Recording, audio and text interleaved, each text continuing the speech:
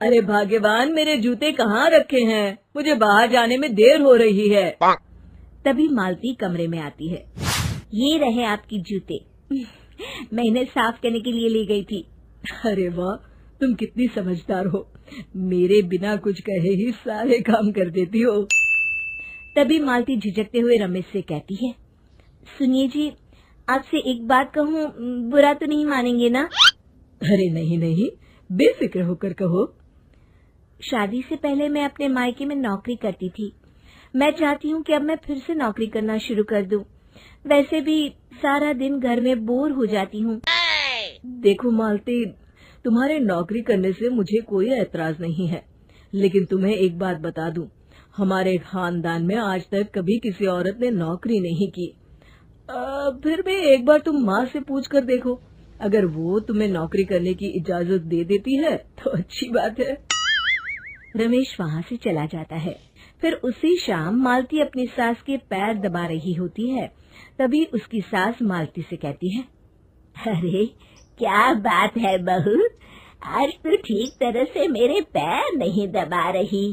किसी ख्याल में खोई पड़ी है क्या? मैं भी तो जानूं आखिर बात क्या है। दरअसल वो माँ जी।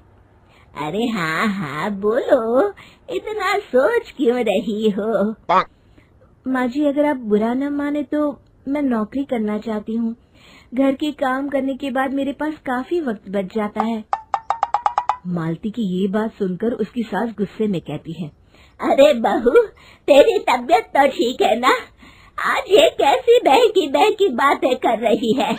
भला हमारे खानदान में आज तक कभी किसी औरत ने नौकरी की है जो तू नौकरी करने की बात कर रही है, हैं? अरे बहू, तू क्या रिश्तेदारी में हमारी नाक कटाना चाहती है? जितना जल्दी हो सके अपने दिमाग से नौकरी का भूत उतार दे। और अब जा, जल्दी से रसोई में जा, खाना बनाने का वक्त हो रहा है। मालती मन मार कर खाना पकाने के लिए रसोई घर में चली जाती है। अगले दिन, नमस्ते माँ जी, कैसी हैं आप? अरे आओ आओ दिवाकर बेटा, बैठो, मैं तुम्हारे लिए चाय मंगाती हूँ।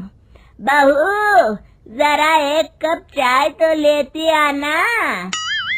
फिर दिवाकर एक फाइल खोलकर मालती की सास के सामने रख देता है। ये देखिए माँ जी, ये है पिछले महीने का हिसाब और ये रहे मुनाफे के रुपए। एक बार हिसाब देख लीजिए और इन कागजों पर अपने दस्तखत कर दीजिए। अरे दिवाकर बेटा, मैंने भला आज तक कभी तेरा हिसाब देखा है जो अब देखूंगी? ला बता, कहाँ दस्तखत करूं?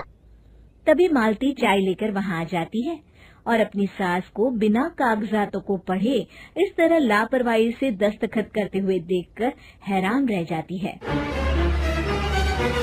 अच्छा माँ जी, अब मैं चलता हूँ, फैक्ट्री में बहुत काम है। फिर दिवाकर वहाँ से चला जाता है। कुछ दिनों बाद मालती बाजार में कुछ सामान खरीद रही होती है। तभी एक बूढ़ा आदमी उसे आवाज देता है, अरे मालती बेटी, कैसी हो? मुझे